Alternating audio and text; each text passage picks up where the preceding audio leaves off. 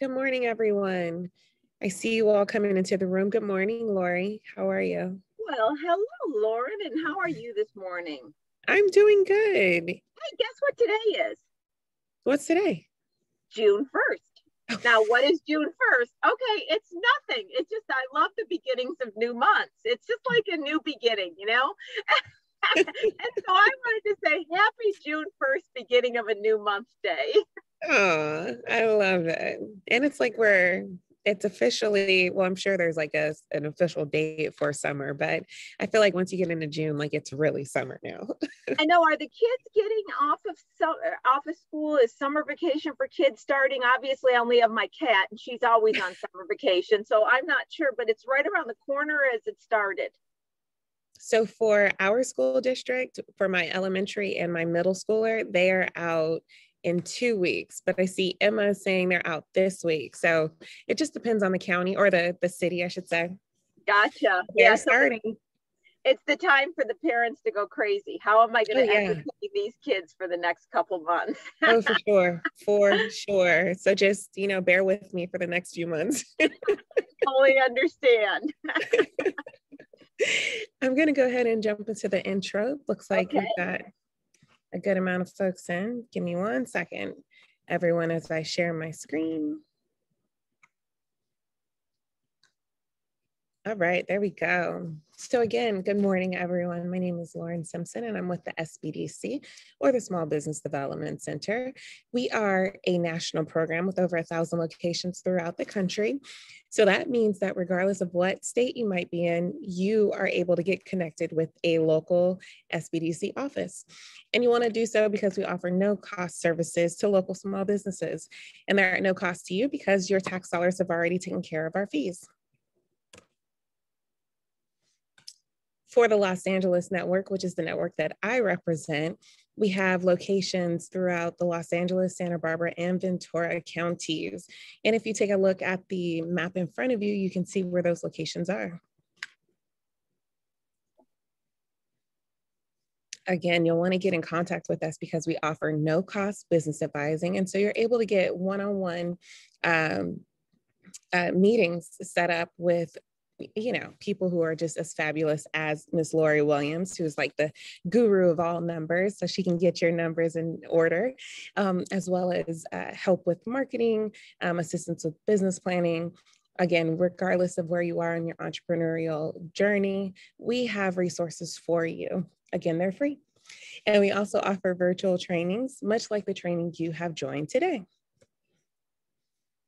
So again, we're here to help. Please get in contact with us today. You can call us at 866-588-7232, or you can go online, smallbizla.org/new client. If you have joined us outside of the Los Angeles area, please go to americassbdc.org/find your SBDC.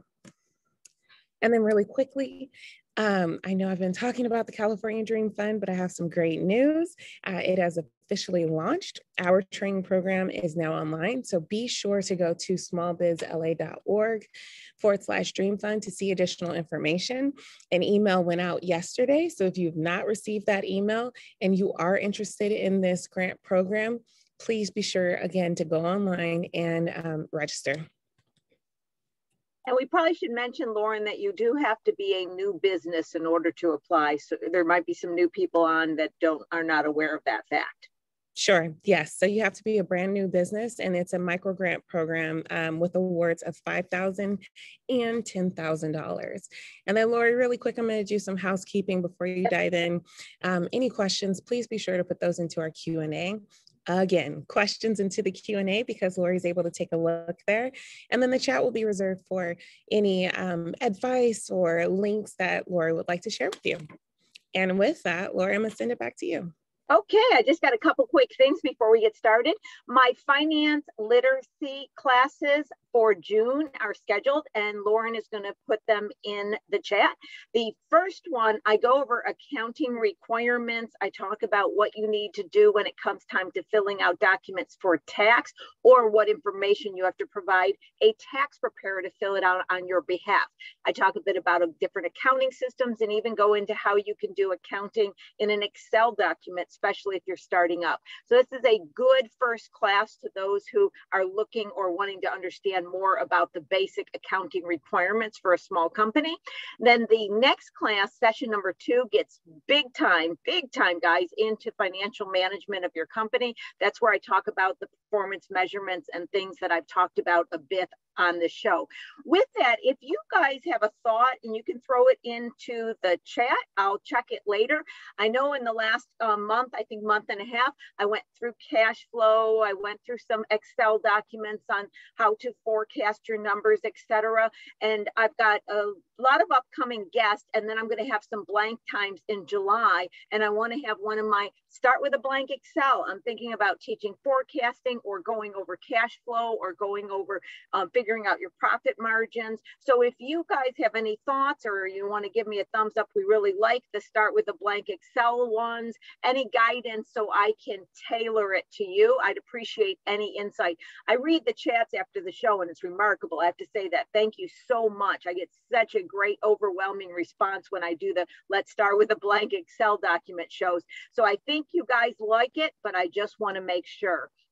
And then just a quick on upcoming sessions that we're having on the show. Next week, we're having Ben. He owns a nail salon. He's going to tell you all about the good, bad, and ugly of owning a nail salon, if you will. And this is more of a brick and mortar. So we hadn't had somebody that was a complete brick and mortar. Then the next week, I got my special guest. I haven't announced her name yet, but she chose to sell her restaurant after the pandemic. She's going to tell you a lot of information about what she went through to sell it, hiring a broker. This is something that if you ever even think you might be selling your company down the road, it's really good information to get a firsthand story. Then after that, we got another restaurant, but this is one that's open for business and expanding. Sylvia Garcia is going to tell you about her restaurant that she's had for a while. And then on the end of June, Albine, which is another advisor through the SBDC, he's going to talk about sales, international sales, a little bit of marketing. So that's what's coming up. Now for this show, what we're going to do. So Lauren, I'm going to throw it back to you for a technology. I usually introduce the guest right now, right? But instead, I think let's do something fun. Let's use a video to introduce our next guest. Are you ready, Lauren? See if this will work. Okay, everyone bear with me. We're trying something new today. So I'm going to, I should probably share my screen again, Lori. It's always scary when we both try technology new. We never know what's going to happen, but we're game, right? Oh, yeah. All right. Can you see my screen? Yep, I can. I'm going to enter full screen. Can you still see it? Yep, sure can. Okay, I'm going to turn up. All right, here we go. Okay, here is my dance routine for SmallBiz Talk. Okay, ready? Here it goes. We're punching out our message after listening to Lori. We want to build our business and bask in the glory. We're reeling in our clients with our determined grit. It's all right here in SmallBiz Talk. We're dancing in profit. I hope you like that, lady. I love that. I absolutely love that. With no further ado, welcome back, Emma Green. Oh gosh, I am laughing so much with that. I was doing the dance as well. Sorry about the dog. I watched that video. I love it. I love it. I love it. Emma was the winner of a Create a Dance. We haven't incorporated it in the show yet, but we got to, but we had to play it today. Wasn't that great, guys? I mean, I just love that. Emma, how are you? I am great, thanks, Lori. I have a barking dog in the background, so I apologize for that. But, you know, it's all part of working from home, right? It sure is. Now, there are people probably on the show that don't know what Emma does, right? So why don't we start with a little bit of what you did, what you switched to, etc. Give us the story. Some people know you, somebody don't, but let's pretend they don't know you. Give us the Emma story. Yeah, for sure. So I am a physical therapist. You can probably tell from my accent that I am from the UK. I trained over there, worked over there for 10 years, predominantly in sport before relocating to Southern California with my family. Been here now for 17 years this month, actually. It has absolutely flown by. And I was working at a local hospital. I had a side hustle of my own clinic, which was just very, very small initially. It allowed me to see some of the patients who couldn't come and see me at the hospital. That was really why I set it up initially, but it started to grow and grow and grow. And that side hustle grew to a 6-figure business with 9 staff. And I was at the point where I was essentially working 2 full-time jobs and looking after the kids, and I was miserable. I remember. Miserable. So guys, I've been around in Emma's life for some years now. I've gone through all of this with her. I still remember I'm thinking about leaving my job at the hospital conversation. I believe that's pretty much exactly how it started too. Yeah, that's exactly it. So I realized something had to change because I was getting up in the dark before the kids were getting up. I was getting out and heading to my hospital job. My husband would get the kids to school. Then I would leave my hospital job, go to my clinic job, essentially work another full-time job there before I would rush to pick up the kids just before 6 p.m. and then bath, bed, and start all over again. I mean, it was just, I was on this conveyor belt, and I realized that I was not happy. I realized every time I left the house, I put the key in the door to lock the front door. I was like, I hate this. I hate this. And I thought, that's not okay. You know, we shouldn't hate our lives. That's not okay. And I realized, you know, I love my profession. I've been a physical therapist for a very, very long time, and I love what I do, but I didn't love my situation. And so that had to change. I think that's the case too. You know, I love what you just said, Emma. And, you know, there's sometimes when we get into our business situations, I think that's a key word that you said, because it's, you know, we get confused when we suddenly find ourselves extremely unhappy in our business.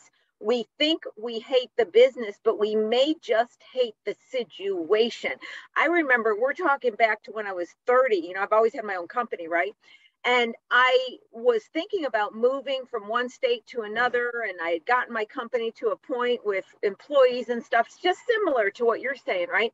And I was just not feeling well about anything. And, you know, of course, your health then takes a hit, and I was always tired. So I had a good friend that was a massage therapist, and she says, come in and I'll give you a massage, right? And I'll never forget this, because I was on the massage table and I was talking about, you know, thinking I want to change. And she said to me, she goes, well, you know, you hate your company. And I never would have said those words to myself. And she said it to me.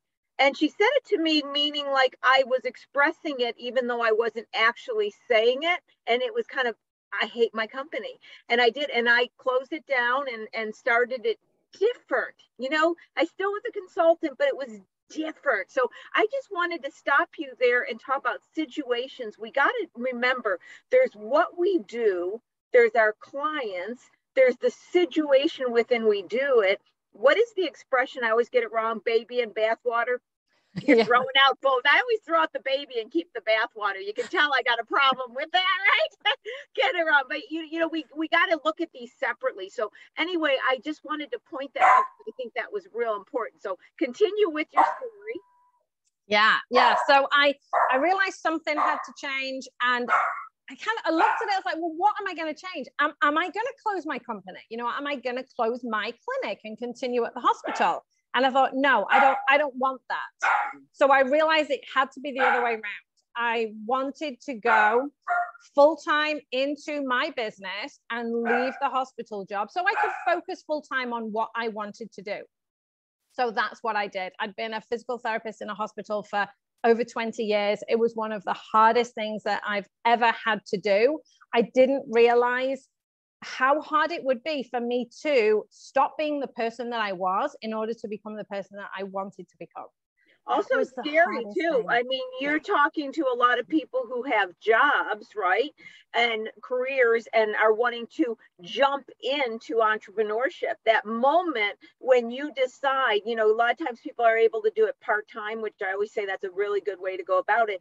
But there is that defining moment when you close that door behind you, that salary security door. Yeah, it was leaving the benefits, leaving the health insurance, leaving all of that my family were reliant upon. Yeah. And thinking, okay, now this is on me. I have to make this work. It's non-negotiable. And so actually a week after I left my hospital job, I ended up in the hospital with burnout, and I was in the hospital for 3 days. I remember that. Yeah, so that was certainly not what I expected, going into my own clinic and being my own boss full time and ending up in the hospital, and just it was just disastrous. You know, but the body can only take so much. That's exactly it. My body was telling me, just no, this is not okay. You need to stop. And so after that, you know, I recovered and got back into my clinic, and January of 2020, we had our best month ever. It was great. Everything was going fantastically well. And then I was given notice by my landlady and my full-time physical therapist on the same day. So I was going to lose my location and my full-time therapist. I remember that conversation too. Totally remember that one. What are we going to do? What are we going to do? And I remember the thing that comes to my mind is I just didn't want you to have to commit to rent. I just didn't want, you know, I think that was the underlining theme that I kept saying in that conversation, which I'm, you know, finance, I'm risk adverse. I know that you have to take certain things on, but I just don't like to do it until I feel like you have to pull that plug. So what happened next? Yeah, you saved me. My goodness, you saved me. So I had found an amazing location. I loved it. It was going to be a stretch. Spoke to Laurie, and she just flat out said to me, you can't afford it. And so I didn't sign that lease.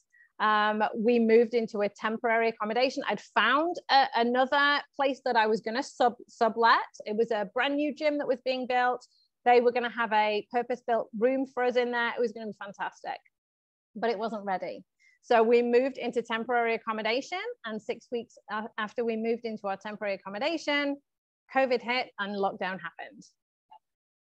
So Laurie saved me from being stuck in a lease during the pandemic, which was just, I mean, had I signed that lease, my business would not have survived without a shadow of a doubt. I seen people that, you know, came to me afterwards that just signed a lease. You know, the pandemic was not even in the risk that people took during it or the disadvantages. You know, we say everybody was affected by it, but not equally, you know, definitely not equally. And I seen some horrific situations with people doing a build out of a restaurant and started it right before. And you know, it's been really challenging. But in your case, I felt as though I didn't feel as though you were going to be comfortable in case you ran into any situations you didn't expect. But the pandemic was definitely not what I had in my mind when I kept saying that.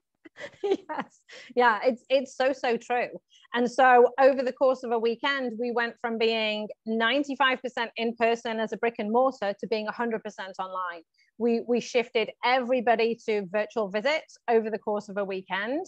I'd already been doing some telehealth, so it was actually a relatively easy transition for us to do that. And we lost no clients during that transition, which was fantastic.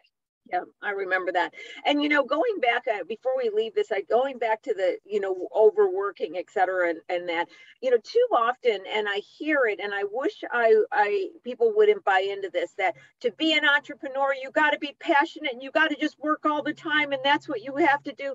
That is not true. You work all the time. I mean, if it takes you working all the time to make it work, then it's going to take you working all the time to keep it going. You know I mean, yes, you do have to put hours in. You know, some people think, well, I'm going to start a company so I can take vacation time all the time. You know, that isn't necessarily true. But if you are working beyond what is normal, get a friggin' job. You know, you just get a job. That's what I tell people all the time.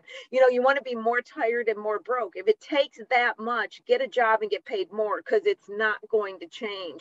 There's this whole belief that I'm going to do this and then one day I won't have to do that is not even true. I mean, if you think about it, even if you train for a race and you're a runner, and you say, I'm going to overrun constantly because then I won't have to, that isn't even logical. You're going to say, if you have to overrun to make a race, you're going to harm yourself in the beginning, and that's not what it's needed. So I don't know where that logic permeated into the entrepreneurship mindset, because it has no sound logic to it. So I'm glad we're talking about that, because I'm wanting to express more of the emotions and the mental of entrepreneurship. And it's interesting we're having this conversation, because it's something that I've been thinking about, just because of working with so many clients right now. And I say right now because during the last couple years, people were panicking. They were figuring out what to do. They had money coming in from the EIDL loan, the PPP, the grants. But now it's kind of like after the hurricane goes through and you have to go out and assess the damage. You know, a lot of times when the hurricane's happening, the emotions aren't that strong because you're dealing with it. It's when the hurricane is done and you have to assess it that the emotions come up. So this is where your story gets really exciting. What I think it's fascinating about it is you move people to telehealth just because you were locked down. But what happened there? And you know, I don't know if you realize this. I'm sure you do, Emma. But as you tell the story, we're coming right full circle to what you really want to do, and not investing time doing something that's not making you happy. So let's keep going with the story. Yeah, so true. So we pivoted to 100% online. Obviously, you know, most people thought it was going to be just for a few weeks and then we'd all be back to normal. And then maybe it was going to be a couple of months and we'd all be back to normal. And, you know, my kids were out of school. It soon became very evident that they were not going to be going back to school for the rest of that school year. And then it started to become evident that they were not going to be going back to school for the following school year either. So my kids were actually home for 17 months. And with my kids sitting at home doing schoolwork, I had to be sitting at home with them as well.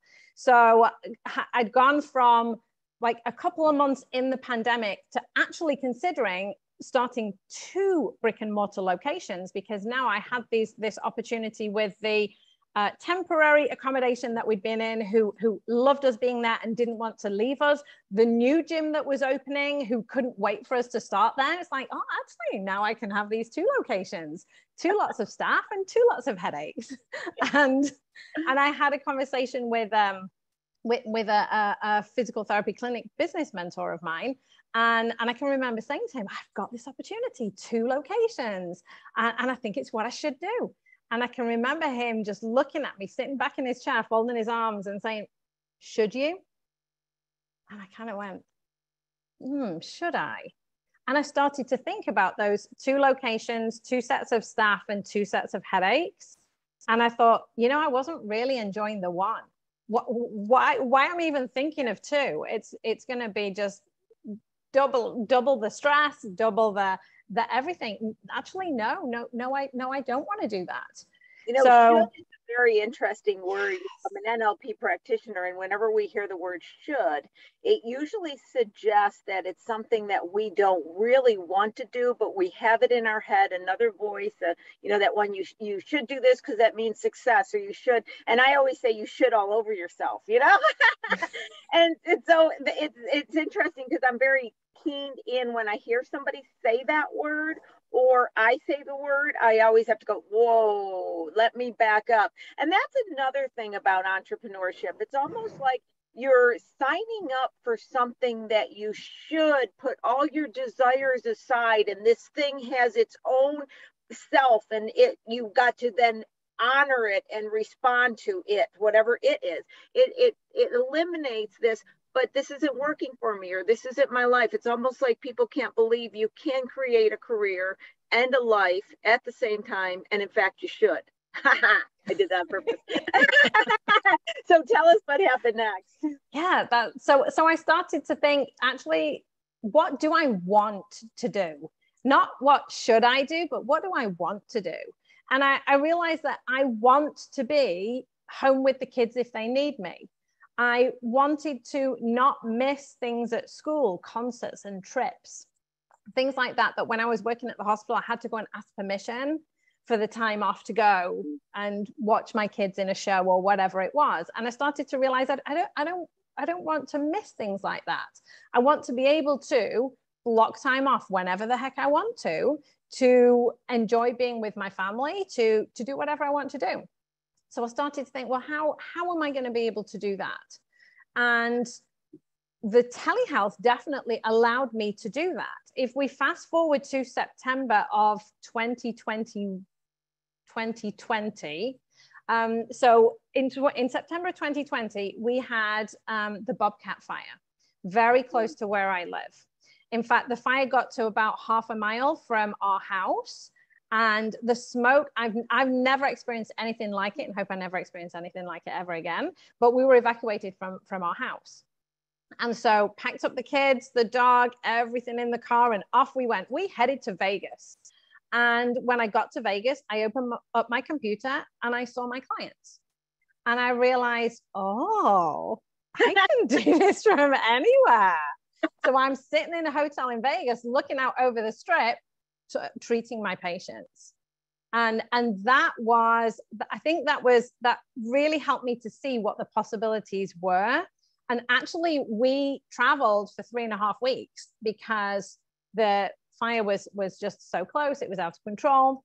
The air quality was so bad, and we didn't need to go home because the kids were doing online school. I was doing my online clients. My husband is able to work from anywhere as well. So we actually traveled around. We went through Nevada, we went through Utah, we went through New Mexico, we ended up in Colorado, and we were there up in one of the mountains for a couple of weeks in a condo. It was amazing. You know, it's so funny. You know the expression, when life gives you lemons, make lemonade? I got a new one for you. When life gives you situations, make a company out of it. Yes, that's it. And I think it just showed me, this is what I want to be able to do. I don't want to be tied down to a location, to a situation where I have to be somewhere at a certain time. If I can travel around, if I can have that flexibility, I absolutely was open to that, and I absolutely loved it. So I started to realize that, yeah, this is what I want to do. This is how I want to live my life. And I started to realize I don't want to be working all the hours. So I treat patients 2 days a week. So on a Tuesday and a Thursday, I see patients. And I started to think, well, what else can I do? Because one of the things that had really come to light was, well, my goodness, if I can't work, there's no money coming in. Obviously, that's, for most of us, that is the case. And that can be a very scary situation. What if my kids are sick? I need to take care of them. What if I get sick and I can't work? What's going to happen? And I started to realize that I was relying on one stream of income. I had all my eggs in one basket. I always say, from the time I've been in my 20s, I started my company at 25, multiple revenue streams, very important to me. Yeah. And that's what I started to realize. I was like, I cannot rely on just one form of income right now. I need to be looking at, how can I start to add revenue streams in? And I started to look around and see, well, what are the opportunities? What can I do? I'm a physical therapist, so I treat patients one-to-one like this, now virtually, which is amazing, gives me the freedom to be wherever I want to be. I also teach classes, so I teach fitness classes and Pilates classes. What else can I add in that perhaps doesn't rely so much on me?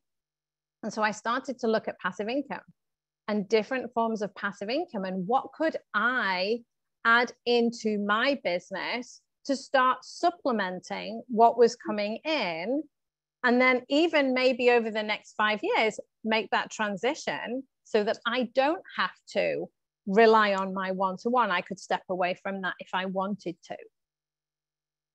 And that is where, and I remember that conversation because it involved a conversation about your current legal entity and creating this new thing we're going to tell you about in a second, under a different format for that reason.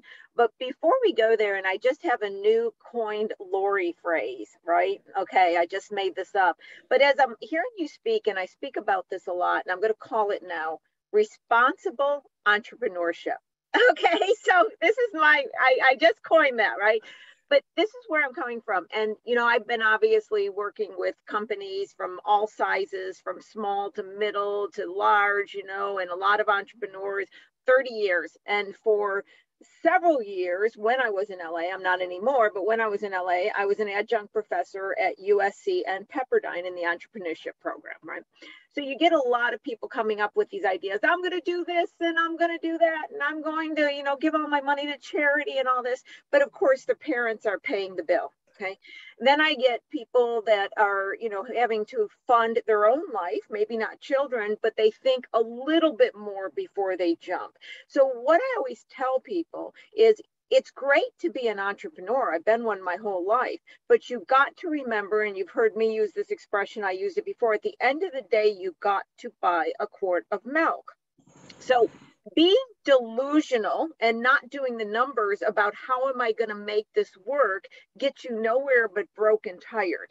But what I'd like to point out, that as you were speaking was self-evident, you were always asking questions. Okay, this, how would I do this? How would I do that? Okay, I like this. How will I make money? But if I can't make money at this and this goes away, how can I make money over here? And I have to. So what I tell people, it's the power of the question, figuring out how will this work and putting it together in what I always say, the Einstein thought experiment, where you're literally seeing this through, you know, where am I going to get customers? How are they going to pay? How am I going to bring new money in? How is this going to work?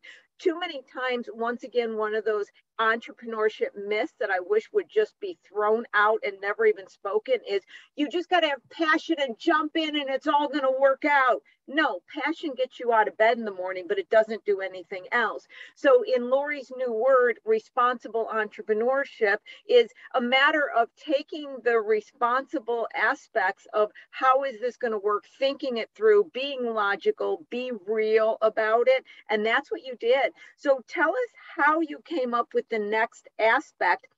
And then if you could kind of blend in, how did you look at, how are you going to get customers? How are you going to make a product? How are you going to get paid?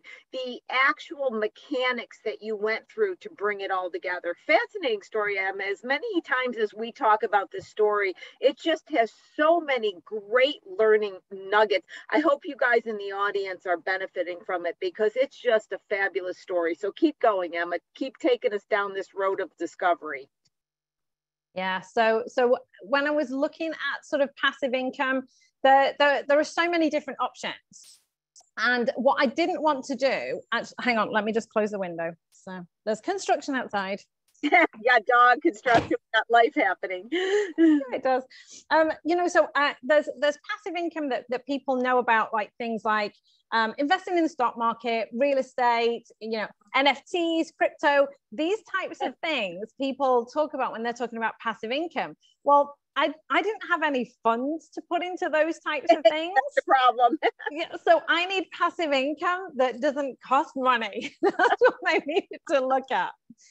So I started to look at, well, what can I do? What assets do I have right now? And this is what I would like to really get across to the audience today, because you're sitting on assets right now, whether you know you are or not, you absolutely are.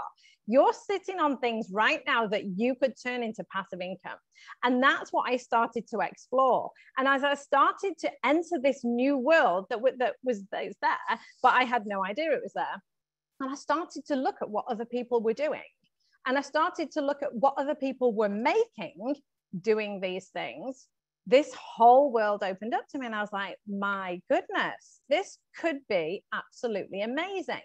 So I mentioned already that I teach fitness and Pilates classes. So basically, I know myself, I need to do fitness 3 times a week and I need to do Pilates 3 times a week. It makes me do it because I know my ladies are going to be jumping onto that class to do that with me. So I kind of view that as I'm going to be doing this anyway. They're joining me and they're paying me every month to come and join my classes, which is amazing. It's social, it's wonderful. We have that going on, but it still requires me to be there.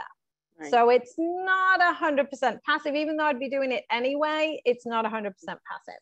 Now, if somebody has a space that they can maybe rent out at the weekends or the evenings, or like the gym that I was going to move into, they had a room that was going to be a storage room. They were going to turn that into a physical therapy room for me and charge me rent on it. So there are opportunities like that. If somebody has a brick and mortar location, to think creatively. The hospital that I used to work at, they used to rent out the physical therapy space at the weekends for yoga classes. So something like that is something that could be quite an easy start to passive income if somebody has a brick and mortar. Now, I don't. I'm 100% online. So I had to look into, well, what can I do? And I'm the tennis elbow queen. So most of the clients that I see have tennis elbow. I've been doing it for 13 years. I was, that's all I did at the hospital was treat tennis elbow clients. And it's pretty much what I do now. 75% of my clients are tennis elbow sufferers. So I started to realize there's only so much of me that I can give. There's only so many hours in the day. I was saying the same things over and over to these clients. It was almost like a script. When I would teach them about what tennis elbow is, how they got it, the exercises they needed to do, I heard myself saying the same words over and over and over and over. And I thought, instead of saying it to a client, why don't I say it into a camera? So my husband took the kids out one afternoon and I filmed 20 videos in the space of 3 hours that then became an online course.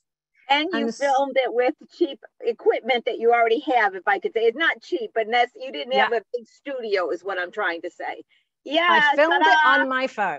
Yep. I filmed it on my phone. I literally had my kitchen table with a kitchen chair on top with a ring binder on the top and my phone propped into the ring binder. And I spoke into that for 3 hours and created these 20 videos that I packaged together and I sold as an online course. And I've now sold that course to students in 17 different countries. It's gone all over the world. And that course alone makes me about $3,000 a month. See, that is amazing. And what I love about this story, a couple things to break it down is I always go back and I tell people, look at, and I use the word, you said it really great, your assets. I say core competencies. What do you internally know how to do? And for me, I always broke it down to say, I can speak, I'm a speaker, right? I can write, I'm a writer, and I consult, I'm a consultant, right? So I always had speak, write, consult. Those are my 3 things, speak, write, consult. And so I would always figure out how many ways can I speak, write, and consult? How many people will buy speak, write, and consult? And what, and that was like from, I think it was decades ago, I identified my speak, write, and consult, right? And that's what you basically did. You looked at what your core competencies is. But I think what I find interesting about it, which you're going to go into next, I know, is that it's one thing to be able to offer it. And a lot of people say, well, and then I'm going to put it up to YouTube and I'm going to get marketing dollars.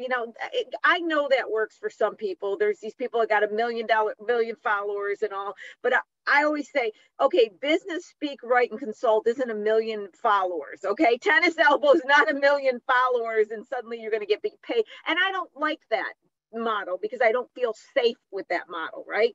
But what you did is you used, and this is my point, you used the technology platforms that are available to us today, the iPhone, creating courses, people going online. You use the technology, but you followed a traditional business model of paying customers for, instead of maybe a service, a product, watching the online video.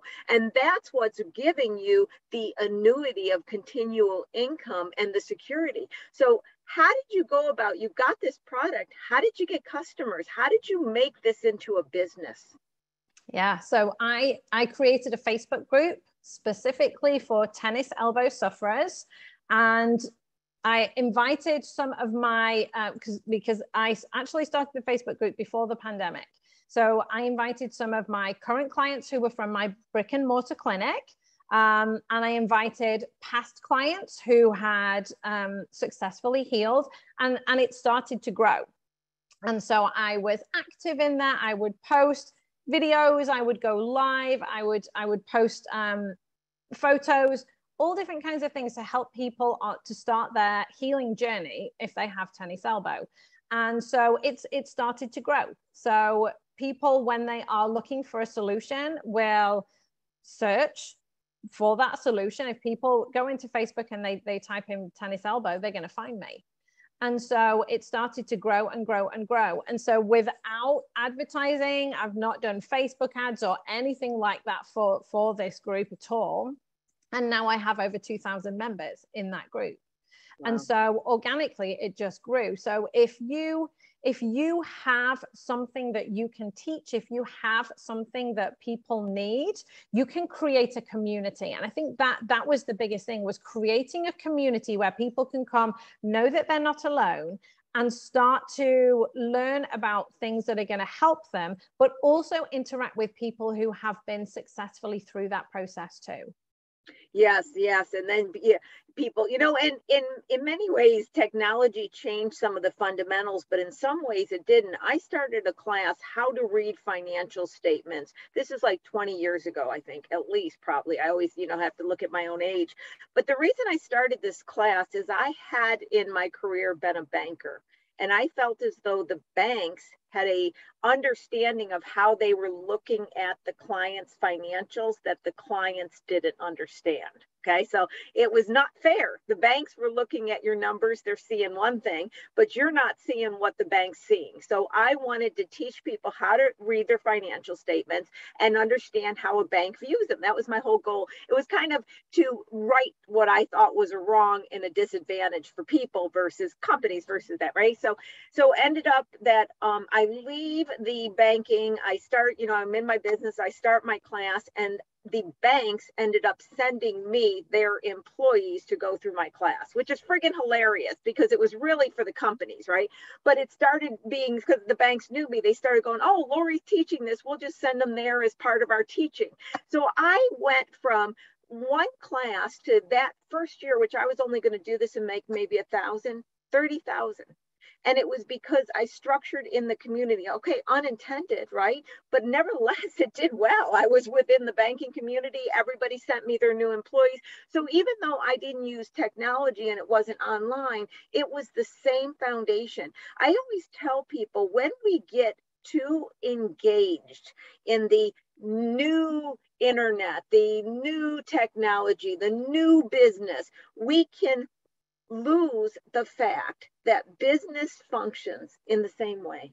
It really does. The foundation of what allows a business to succeed is no different today than it was pre-technology, pre-internet, which I date back that time period, so I can speak on this, right? So when we get too entangled with this, it's got to be a cool technology, and we lose what you just said. Find community, find people who are suffering, find people who have also benefited, have them communicate about it. That's basic marketing. And brilliant. Yeah, absolutely. That's now, do you the same think principles.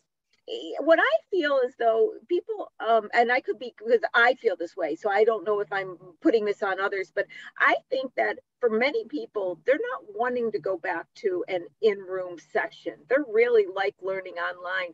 I take yoga, and I would do a lot of yoga at home, but I would enjoy going into a yoga studio every once in a while, right? And I was really getting involved in a couple yoga studios right before the pandemic hit. Then I searched for yoga classes, and then over the last year, there are really a lot that was not prior, right? And so I said to myself, well, you could, no, give me a new yoga. And I just signed up for new yoga classes. I thought to myself, why should I go into a schedule that I got to fit in, get dressed, drive, and be in a room with a bunch of people when I can be here with this great private instructor and I can pay this much and get the same experience without even being absorbed by anybody else in the room. Do you see that people are preferring this type of interaction now, or what's your gauge on the future? Give us the crystal ball. Yeah, it's really interesting. There are a lot of people who like the way things are working right now. So all my ladies who are in my virtual classes, my online classes, you know, they're saying to me, you're never going back in person, are you? And I'm saying, no, we're good. We're good as we are. So because they love that. They love the fact that they can click on, they can click off, it's done. There's no traveling, there's no parking, there's no taking, you know, half a day out of your time. It's very, very quick, and they still get the interaction. They can still chat with each other. The social aspect is definitely there. In fact, they all text each other and everything outside of class. You know, it is really nice. But they have no interest in getting back in their cars and having to travel to class. From a physical therapy point of view, there are some people who do want to be back in person there. And it's interesting because what I'm finding is it tends to be, it's seeming to be like the 30 somethings kind of want to be back in person. The 40s and 50s and 60s, not so much, thank you. So it's kind of interesting to see that distinction. So there are some who want to be back in person, but yeah, there's a big chunk who don't. So and I think that then will kind of lead to the fact that there's an option for everybody. Mm-hmm. Yeah, and that's great. You know, if somebody doesn't want to be back in person, they don't want to go back, they don't have to now.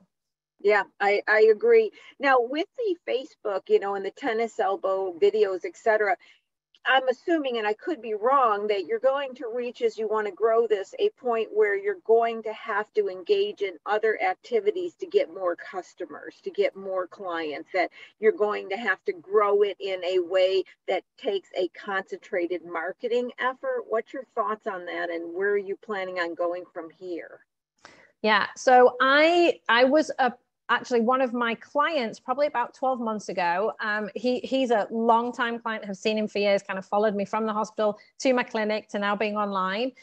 He is involved in the golf world. And he said to me about 12 months ago, he said, you know, I've got this really good friend who has a golf podcast. You two should get together because that would be amazing. And I was like, tennis elbow with golfing too a lot, I'm assuming, right? That's it. I was like, I'd definitely be open to that for sure. So he made the introduction over email. I chatted with this guy and we hit it off, and he was like, yeah, I'd love to interview on my podcast. And I said, well, yeah, that would be amazing. So we did the interview. I sort of, you know, spoke to his audience with regards to if they have elbow problems, obviously, you know, gave them all of my information. And then I was approached by another golf podcast who'd heard me on the first one. And so the second one was actually bigger, more established, had a bigger audience. So went and did that one. And so I'm getting more leads. I get people who are finding me, and I'm getting more and more leads. They're opting into, I have freebies. I have sort of guides that help you get out of elbow pain fast. You know, you can download the guides, then you're kind of on my email list, and I start emailing you with more hints and tips to help you heal. So I definitely found that being on other people's podcasts was incredibly helpful. I think from that second one, I think about 250 leads overnight. Wow, that's a lot. Yeah, so you really have a little marketing machine going. And, you know, I had the same experience. I've been on different people's shows and stuff like that. And you really do get a lot of exposure on someone else's podcast, what have you, because you've got their following, right? So really, if I can say it this way, and you tell me, Emma, you are following very much a traditional relationship building marketing strategy. Once again, it just so happens that instead of being in a studio with somebody, you're on their podcast, but you're really still building the company by relationships, which goes back to what I'm saying. It's the traditional methods of building a company, just using technology to do so. Just like, talking on the phone versus a cell phone. It didn't change that we were talking to other people on a device. The device just could be moved around more, but it didn't change the mechanism we were using. And I think that's really the key takeaway, is taking these traditional business concepts and placing them in a technology realm, and then really making them benefit you. Yeah, absolutely. And it snowballs. That's the thing. Once you've done one, it leads to another, and then it led to another, and it led to another. So I went from the golf podcast to then do a tennis podcast, which I was like, well, they're definitely my peeps. I'm the tennis elbow queen. I need to be on tennis podcast. And then it so happened that the guy who interviewed me for his tennis podcast, he puts on the virtual tennis summit, and he's been doing that for the last 6 years. Pre-pandemic, 12,000 tennis players every year attend the virtual tennis summit. And so when I heard this was going on, I was like, oh gosh, that would be an amazing place to speak. And he was like, we would love to have you on live. So a lot of the sessions were pre-recorded. People had submitted like a sort of 20-minute video lesson. And he said, no, he wanted me on live so we could interact like this and I could teach people. So I ended up being on for about 90 minutes.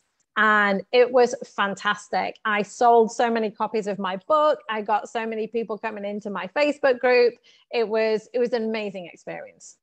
Well, and you know what I can tell too, you're having fun. Back when we talked, I guess 2 years ago now, you weren't having fun.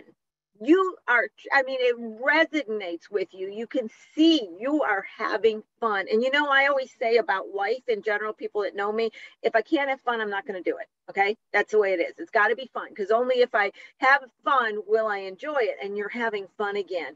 So if you were to just give out some advice to you've been for the whole time, but if you were to put it in any kind of summary or something, and I'll just give you 3 different ways, because you always go with everything, Emma. So that person who's just figuring out how can I find my core competencies and make something? What questions could they ask?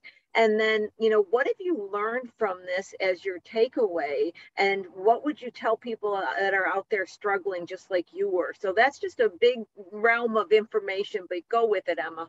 Yeah, so certainly to figure out what you want to do. I kind of struggled with that a little bit initially. And I found that the Female Entrepreneur Association is an amazing global association, and their founder, Carrie Green, does this little exercise. And she basically says, just imagine your perfect day. Write down what your perfect day would be. When would you wake up? What would you do? How would you spend your time? Imagine, like, money is no issue. What would your perfect day be? And I did this exercise again recently, and I wrote down my perfect day, and I was like, I pretty much wrote down what I do. I was like, yay, I'm kind of here. I love what I do. So try that exercise, write it down. It's really powerful. Pen to paper to write it down, and just write out what comes out. What would you want to be doing? If money was no object, you could do whatever you wanted to do in the world. What would you be doing? And then once you've got that focus, then you can figure out how to make that happen. For people who, if you're in business and you're struggling and you don't know what to do, you are sitting on assets. I know you are sitting on assets. So I took those scripts that were in my head and I put them on video and I sold them as an online course. I then took that online course and I took the transcriptions from those videos and I turned it into a book. So now that book is on Amazon. That book sells every month. I get royalties, passive income coming in every month. So that's one of my passive income streams. And actually the manuscript to my second book has to be to my book mentor today. So then that'll be book number 2, passive income coming in. So things like that can be really powerful. If you have a website with a blog on it, take your blog posts, you can create a book from that, and you can self-publish it on Amazon. It doesn't cost very much to do that, and it's out there. It's almost like your electronic business card. It's out there. You're expanding your reach. You're going to get clients from it. You're going to get exposure from it. And then you've got that passive income coming in every month. I changed when I first created my online course, I delivered it as an email course. It literally was videos hosted on YouTube unlisted, and they were emailed out to the clients. I've since transitioned to a very specific course hosting platform called Kajabi, which is it's a kind of an all-in-one platform. It's your email provider, it's your website, it's your course hosting, it's everything all in one. So Lauren can put that in the chat. Yeah, Kajabi, Kajabi. And the nice thing about Kajabi is they're quite a young and vibrant company. They love their customers. They're always in contact with their customers, and they highly encourage their customers to talk about them. And so I speak to other physical therapists who are thinking of creating an online course just like I did. And I show them what I've done. I show them how I created it. And now they can go to the Kajabi website and get a 2-week trial. Or I can give them my special link and they get a month free trial. Okay. And then if they sign up through my special link, then I get a percentage of helping them to sign up. So I get a percentage of whatever they pay each month to Kajabi for as long as they're a member of the platform. Wow. Nice. So it's kind of a win-win-win. So Kajabi wins because their customers are promoting them out there. Mm-hmm. The new customer coming in wins because they get a month free trial instead of a 2-week free trial. And then, I get recurring passive income coming in every month. And so I started to realize that, wow, just by helping other people, you can add to these passive income streams. So I now have I think I have 8 or 9 different passive income streams, including affiliation. So I have certain affiliates of, so the Female Entrepreneur Association, that if people join through my special link, I get a commission. I get that little bit every time they pay. For different courses that I've done, I will promote them. And these are things that I've done, I believe in, they've been incredibly helpful to me in my journey. And I'm happy to promote them because I want other people to be as successful as I have become. And it's great to be able to spread the word for these amazing things that were out there. And I had no idea this whole world was there. So looking at how I can help other people on their journey is something that I've started to do as well. That is so, you are so inspiring. I'm inspired. And you know what I love about it? And I tell people, you can create a business life where you make money, you have plenty of money to pay bills, and you can have a life you enjoy, a personal life you enjoy. I would say for my entire business life, I have never been as happy as I am now. Anybody who knows me, this is me. I absolutely love my life. And I started creating the life I absolutely loved when and here's the expression, got out of my own way and allowed myself to be who and what I really was. I should myself in my 20s and 30s. I went into careers, I did things that I didn't like because that's what you should do on your career path. And you need to do it this way and you need to do it that way. And that's really where with my age group, I was still indoctrined too, right? I was just kind of that cusp of the technology, but still a little bit of the old school, that I was experiencing, right? And it wasn't until I got older and said, I'm going to live the way I want to live my life. And how do I make it happen that things truly came together? And what was a surprise for me is when I went after what I wanted personally, professionally, I grew as well, more than when I was doing what I should do anyway. So it really, really makes a difference. And I love how you brought that into the story, because, you know, I always tell people, and I even used to say this, you know, when the cell phone first came out, yeah, I'm old enough, the cell phone first came out, you know, you could, at one point you had to be in a quiet room in a professional setting. You couldn't have a dog barking, but then it got to the point you could go make $1 million deal all in Starbucks and go, hold on, I'd like a non-fat latte. And it was acceptable. What I love about today is things are acceptable and they are able to be accessible. I can, you know, get the internet wherever I happen to be. I can teach a course wherever I am. I think it's really fantastic times, but you got to know how to be grounded. You've got to remember it's still business models. It's still basic marketing. It's relationship building, and financials matter. Yeah, always 100%. Yeah. And I would totally agree with you, Laurie. I have never been so happy as I am now as well. It's just, it took the pandemic to force me to make the decision that I should have made years ago, And I did. And I have never looked back. I've never been happier. And you talk about vacations. I am going over to the UK for 3 weeks this month, and I'll be seeing my clients while I'm there. I know you don't have to take a vacation when you're always on a vacation, because I work and I'm on a vacation constantly. It just doesn't even matter. And I just really am a proponent for, you know, I always say that if there's one thing I would say about my life is I'm living it my way. So I actually, we're so close. I'm going to end this show and I'm going to drop a bomb that, you know, Lauren knows and our audience don't know about me that most people know. And it's just going to be the cherry on the top to say, I know what we're talking about when I say build a life. And I'm just going to say this at the end and leave this.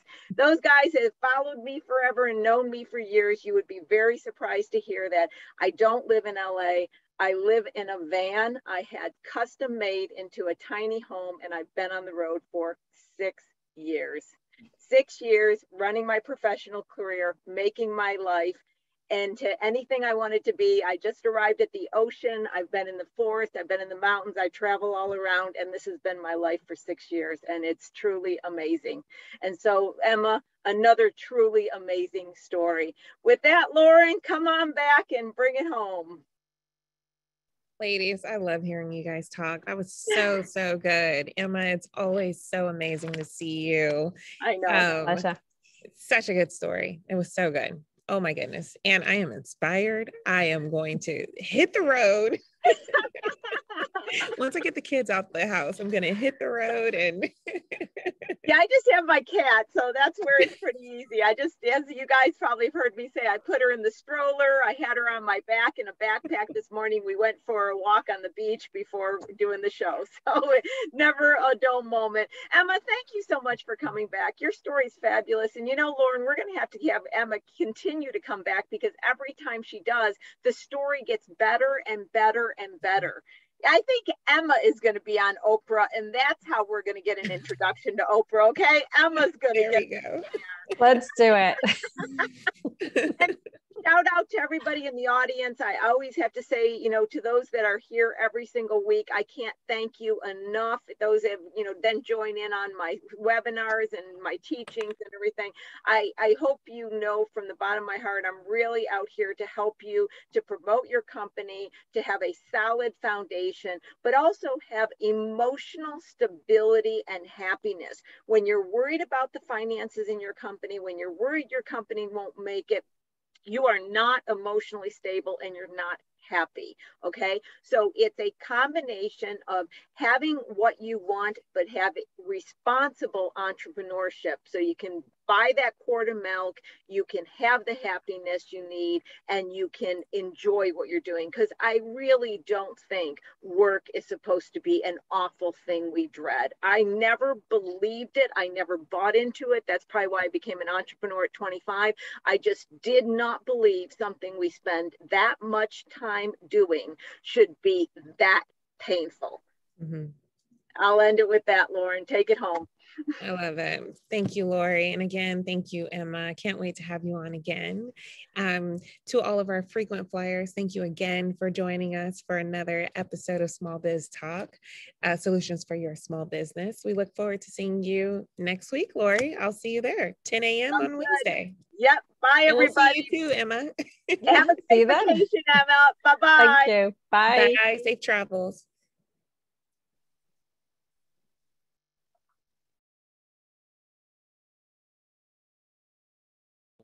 Sorry about that. Everyone, I'm going to hang on in case you didn't get the links from earlier.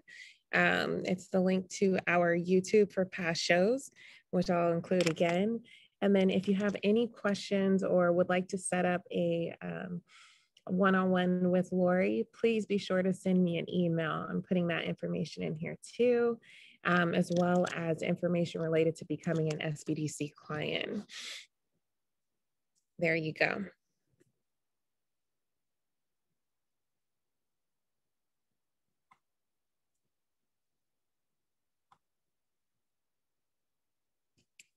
See. Olga, you are welcome. All of you, you are very welcome. PJ, Christopher, Randy, thank you for, Kenneth, thank you so much for joining us, and we look forward to seeing you again next week. Have a great week and a great weekend. Bye.